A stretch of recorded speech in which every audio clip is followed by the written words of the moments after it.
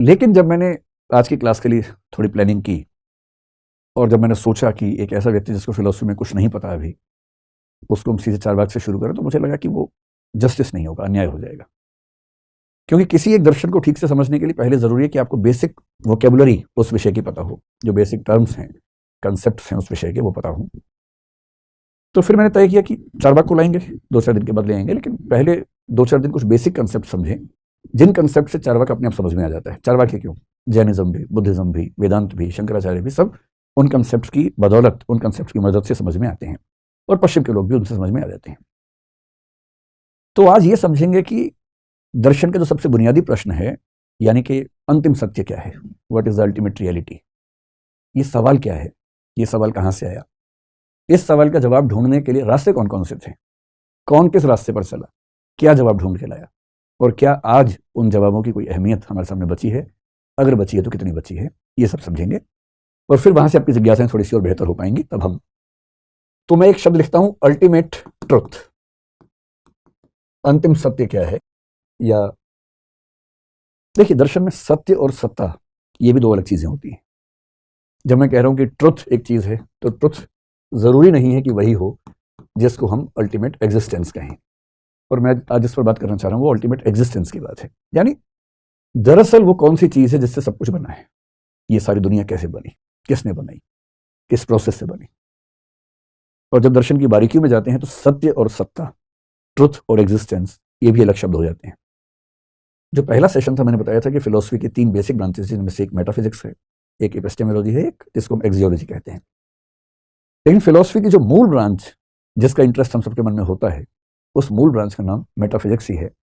और मेटाफिजिक्स का मतलब क्या है? इस ब्रह्मांड के संबंध में अंतिम प्रश्नों के जवाब देना। हिंदी में इसको हम तत्व मीमांसा कहते हैं, मेटाफिजिक्स को। मेटाफिजिक्स को ही मोटे तौर पर एक और नाम से भी जानते हैं, जिसको बोलते हैं ओंटोलॉजी। तो कहीं आप ओंटोलॉजी शब्द पढ़ें तो इसका मतलब आपके स्तर पर यही है कि दोनों एक ही बातें हैं, एक ही शब्द को 2 तरीके से कहने का रिवाज है दर्शन में। मेटाफिजिक्स के 3 मूल प्रश्न मैंने आपको बताए थे, जिनमें से एक प्रश्न है इस संसार के बारे में, इस कॉस्मोस के बारे में। ये ब्रह्मांड, ये जगत, ये संसार कैसे बना, किसने बनाया, क्यों बनाया, ये सारे सवाल।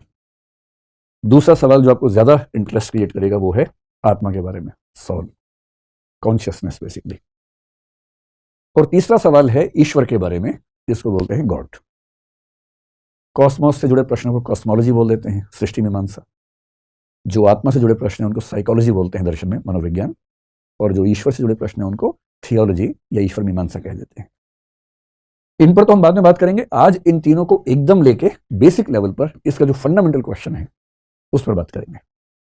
आपके चेहरे से ऐसा लग रहा है कि आज आपको अंतिम रहस्य समझ में आने वाले हैं। कुछ समझ में नहीं आने वाले, मैं आपको पहले भी स्पष्ट कर रहा हूँ। ये मदारी वाला मामला नहीं है, ना बाबाओं वाला मामला है। हम झूठ नहीं बोलेंगे, हम सिर्फ ये बताएंगे कि लोगों ने क्या क्या सोचा। और सच ये है कि अंतिम सत्य किसी को नहीं पता है। सबके अपने अपने रास्ते हैं, अफवाहें हैं, अपनी अपनी राय है, ओपिनियंस है। हमें तो बस ये पता होना चाहिए कि ओपिनियंस क्या क्या हैं।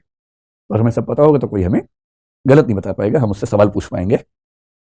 पढ़ाई का असली उद्देश्य पता है क्या? कि आप किसी से भी अच्छे सवाल पूछ पाते हैं। उसके बाद कोई आपको 4 बातें बताए तो आप 2 सवाल पूछ के पोल खोल सकते हैं। असली उद्देश्य ये भी तो है कि हमें कोई ऐसे थोड़ा बहका देगा, पता होना चाहिए। तो शुरुआत इस बात से कि अंतिम सत्य क्या है, अंतिम सत्ता क्या है। अब देखिए, क्राइसिस क्या है, ये प्रश्न किसके मन में आया? आज की बात अगर मैं करूं तो आपने भूगोल स्कूल में पढ़ा होगा, ज्योग्राफी पढ़ी होगी, साइंस पढ़ी होगी। और जब कोई मुझसे कहता है ना कि मुझे बहुत कॉन्फिडेंस अपने ऊपर हो गया, जब कोई मुझे बोलता है बच्चा कि मैं ये कर दूंगा, मैं वो कर दूंगा, तो मैं उससे बोलता हूँ कि बेटा भूगोल का पहला अध्याय पढ़ लो एक बार। और ज्योग्राफी का चैप्टर 1 पढ़ने के बाद कॉन्फिडेंस कम हो जाता है।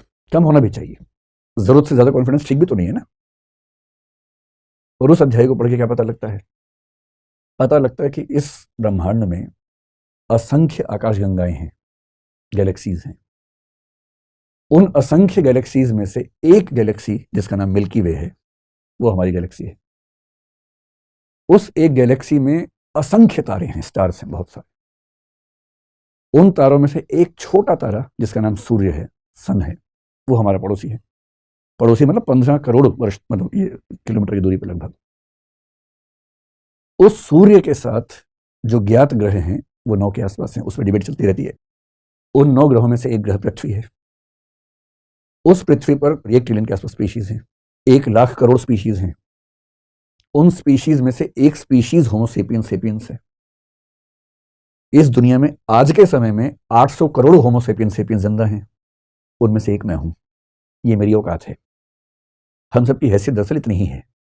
कई बार भाव आता है मन में कि अरे मैं हूं तो दुनिया चल रही है, मैं नहीं रहूंगा दुनिया कैसे चलेगी। ये भाव आता है मन में, इस उम्र में ज्यादा आता है आप लोगों की उम्र में। जब जब कॉन्फिडेंस ज्यादा होने लगे तो ये अध्याय पढ़ लीजिए भूगोल वाला। जब कम होने लगे तो मोटिवेशन की स्पीच सुन लीजिए कि तुम क्या नहीं कर सकते, तुम वो सब सुन लीजिए। उससे थोड़ा सा गुब्बारा फूल जाता है थोड़ी देर के लिए और अच्छी फीलिंग आती है। दोनों की अपनी वैल्यू है। कॉन्फिडेंस होना भी जरूरी है जीवन में, और एक सीमा से ज्यादा हवा में उड़ना ठीक नहीं है, ये भी उतना ही महत्वपूर्ण है। ये तो हम जानते हैं ना, उस समय के मनुष्य को नहीं पता था। जब फिलोसफी की शुरुआत हुई उसको नहीं पता था कि आकाशगंगा क्या होती है, उस बेचारे को क्या पता कि तारे कितने होते हैं। वो तो समझिए कि एक ऐसी दुनिया में किसी को जाके पटक दिया, जैसे आपने वो पीके फिल्म देखी होगी, शायद पीके नाम था ना उस फिल्म का। किसी और ग्रह से कोई व्यक्ति आके गिर गया बेचारा, और वो मीनिंग निकालने की कोशिश कर रहा है कि ये क्या है, मैं कहाँ हूं। तो आज से 3 लाख साल पहले जब होमोसेपियंस सेपियंस बना, और आज से करीब 70-72 हजार साल पहले जब उसके अंदर सोचने की क्षमताएं विकसित हुई, जिसको कॉग्निटिव रिवॉल्यूशन कहते हैं। अब वो एक प्राणी, निहत्था सा प्राणी है इस संसार में। सोचने की क्षमता उसके पास है, लॉजिक है, रीजनिंग है उसके पास। और वो देख रहे कि सूर्य है, चंद्रमा है, पहाड़ हैं, नदियां हैं, बरसात आती है, पशु पक्षी हैं, कई पशु आते हैं हमला करते हैं। धीरे धीरे बनता हुआ समाज है, धीरे धीरे भाषा बनाने के प्रयास चल रहे हैं।